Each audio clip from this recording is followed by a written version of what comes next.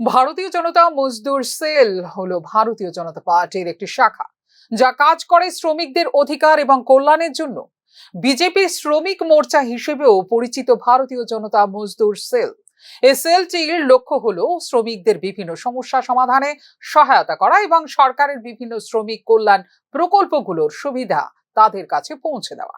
এক্ষেত্রে গুরুত্বপূর্ণ ভূমিকা পালন করছে ভারতীয় জনতা মজদুর সেল ত্রিপুরা রাজ্য শাখা। বৃহস্পতিবার আগরতলা অভয়নগর স্কুলে আয়োজিত হয় ভারতীয় জনতা মজদুর সেলের একটি সভা, যেখানে বিভিন্ন শ্রমিক সংগঠন ছেড়ে 100 শ্রমিক যোগদান করেন বিজেএমসিতে। এদিনে যোগদান সভায় উপস্থিত ছিলেন বিজেএমসি সভাপতি রঞ্জিত গোপ ও ই রিক্সা মজদুর সেলের প্রেসিডেন্ট দীপেন কান্তি দেব। বিজেপি সরকারের শ্রমিক স্বার্থ সংশ্লিষ্ট বিভিন্ন সিদ্ধান্তের কারণে ভারতীয় জনতা মজদুর সেলে যোগদান অব্যাহত থাকবে বলে জানিয়েছেন সংগঠনের নেতৃত্ব।